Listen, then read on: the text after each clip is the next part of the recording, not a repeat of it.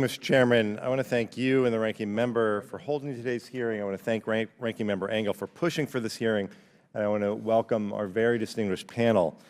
And the American people, Mr. Chairman, want a full and a fair and a bipartisan investigation into not just what happened in this election, but they want an investigation into President Trump's connections to Russia. They want an investigation into his business connections, his campaign connections, his administration's connections. Today's hearing is on an important topic, and our panelists have an important view. But this hearing will not give the American people the investigation that they deserve. 17 American intelligence agencies concluded that Russia executed a cyber attack against the United States. They concluded that the attack was designed to influence the outcome of the election. And they concluded that the attack was intended to benefit Donald Trump's campaign.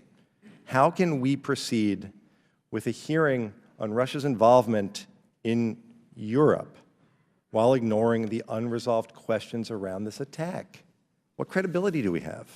If we want to look at attempts to splinter NATO, we might first look to President Trump's criticism of that very body and his relationship with Russia. During the presidential campaign, Mr. Trump claimed that our allies don't contribute enough to our shared security. As president-elect, Mr. Trump was interviewed by European reporters, and he took the opportunity not to reassure our allies, but to write off our partnership with them as obsolete. This committee cannot seriously review Russia's attempts to undermine NATO without acknowledging these statements by the president about NATO and Russia. Throughout the Obama administration, Republican members of Congress and this committee consistently criticized America's response to Russia as too weak. Yet here we are 6 months after the intelligence community determined that Russia conducted a cyber attack in Mr. Trump's favor, and we're having a hearing in many ways as if that didn't happen. In the meantime, an overwhelming number of serious questions about the president's contacts with Russia have been met with obfuscation, with misdirection, and with outright lies from our own White House. Pretending otherwise is a disservice to this committee and to this country. We've learned that former National Security Advisor Flynn lied to the Vice President and the country about his contacts with Russian agents. We've learned that Flynn and Presidential Advisor Jared Kushner met with Russia's ambassador in Trump Tower, and unlike every other meeting, the ambassador was ushered into the building in secret, out of view of the press. Last week, Carter Page, a previously disavowed policy advisor, admitted in 2 national television interviews that he met with the Russian ambassador in Cleveland at the Republican National Convention, and we've learned that former Trump campaign manager Paul Manafort's claims that there was no involvement from the Trump campaign in efforts to soften language in the Republican platform related to our assistance to Ukraine were untrue. We've learned that Trump campaign advisor J.D. Gordon met with Russian officials in Cleveland with Carter Page and others.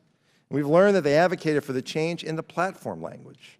We've learned that Attorney General Sessions made false statements about his contacts with the Russian ambassador under oath at his confirmation hearings. If the leadership and majority members of this committee are as concerned about Russian attempts to undermine democracy here as they are around the world, then we need to move forward with that full investigation about all of these issues. Holding this hearing without acknowledging the Russian attacks on our own elections hurts our own credibility when fighting for democracy around the globe.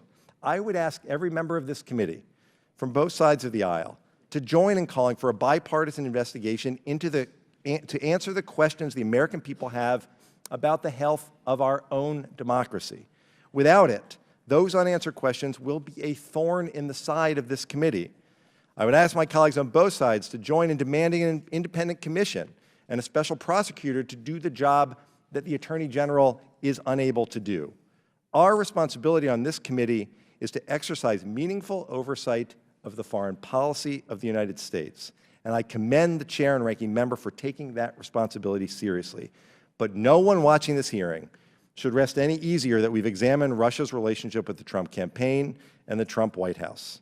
The American people must be able to trust their government.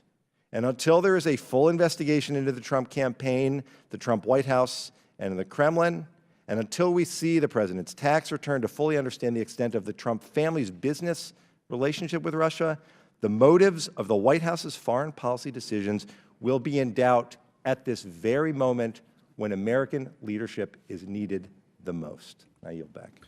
Mr. Jeff Duncan of South Carolina.